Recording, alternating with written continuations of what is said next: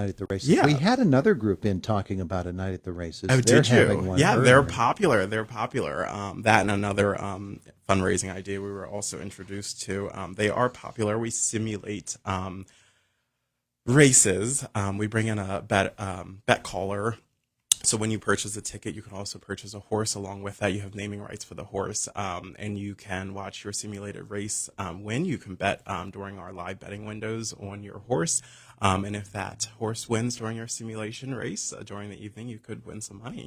All right. So what does this simulated race look like? Is it computer generated? Is it video footage of actual races? How does it work? They are video footage of actual races that have been recorded and kind of drived on discs, and the simulator will put them up on a big screen for the hall to see.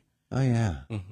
Yeah. So it's a fun night. People get excited. People get rowdy. It's there's naming rights included in the ticket, so people have fun with naming their horses. So you name the horse, then, and the race caller Yes, actually... he will call out the name of the horse. Really? Yes, we've had some very active and fun names in the past. So is this a live announcer? It is. It is a live announcer. He's paid to come in and join us for the evening, all evening.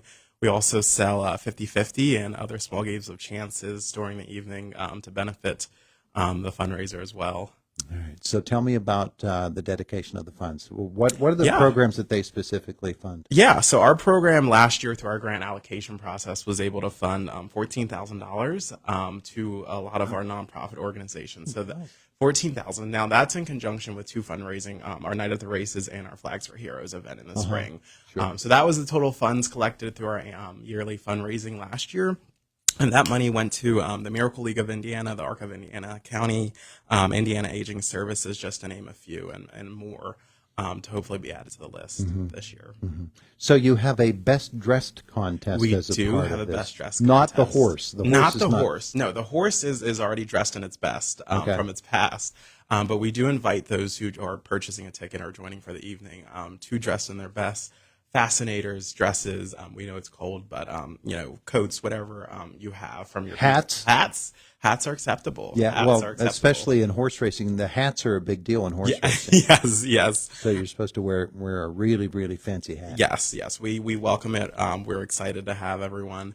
But really just nonstop fun for the evening. So doors open at 4 on February 8th. We'll be doing a lot more sponsorship opportunities as well that businesses and community members can take a part of to get their name and recognition out there. Dinner is provided. Dinner, beer and wine as well, and then cash bar for those to enjoy.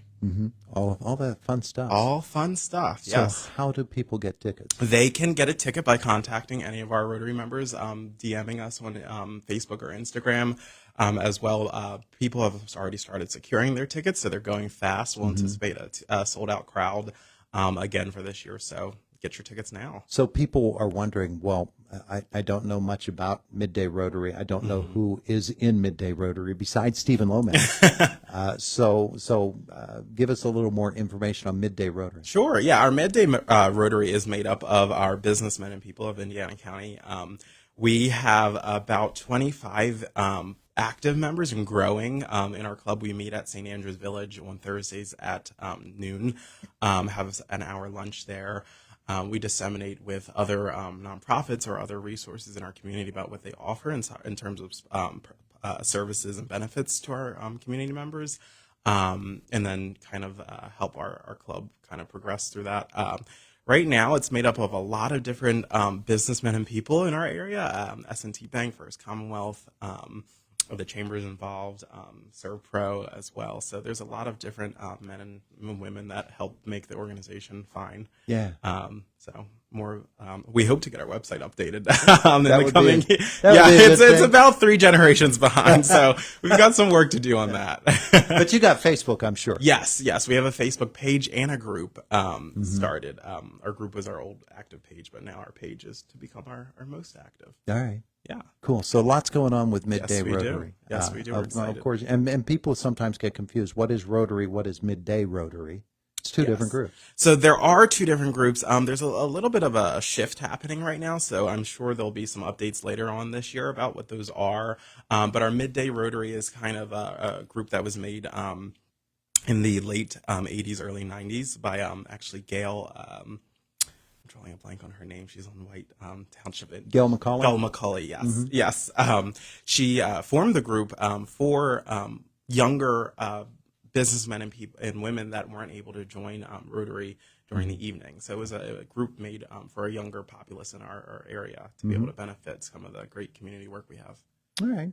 Cool. So this is going to be happening on, you said February the 8th. February the 8th, yes. It's a Saturday evening. Is there a deadline for getting tickets? As soon as possible. Will there be tickets at the door that There night? are. We're not sure how many. We sell out at 200, so there's a limited number of seats available, so you'll want to get those as soon as possible. So this is at the Eagles, and At the you can Eagles. make plans to have your dinner there with Yes. your Yes. ticket, and you're off for a night at the races. A night at the races. It should be interesting. Yeah, well, it's anytime I think we've had 3 or 4 visits in past years of people that are putting on these events, these night at the races events, and I don't know who came up with the idea, but it certainly seems to work. It gets people out. Yeah, it works to benefit. I think it's a great event during this lull in our season to be able to connect with our neighbors and kind of have a warm and inviting evening that's kind of still fun and high energized, but just being able to connect on a intimate level. So we're hoping to be able to provide that.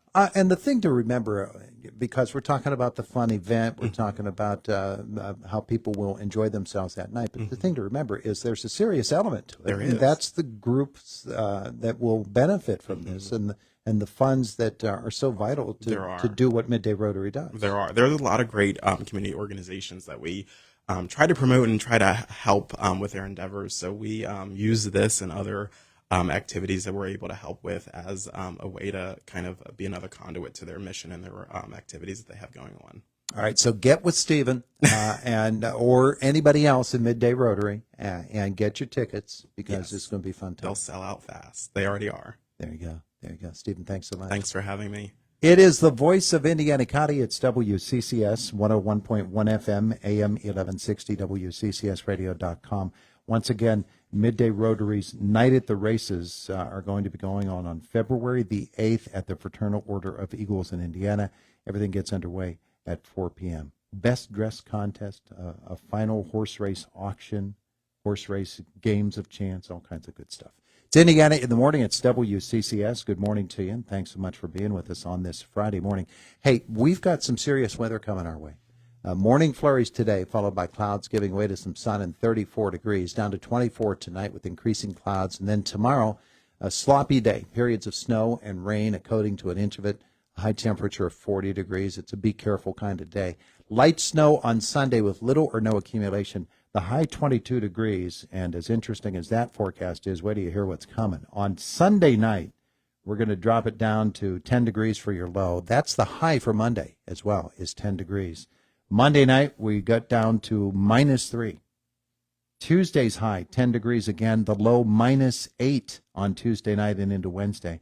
Wednesday's high temperature, 9, with a low temperature of 6. So frigid weather coming up, and that demands that you be really, really careful and that you do your best to protect your friends, your neighbors, anybody else that you can be a help to. Your pets, you need to take care of your pets. And your own family and yourself. Make sure that you are protected from the effects of the weather. Blankets, coats, gloves, boots, all those things.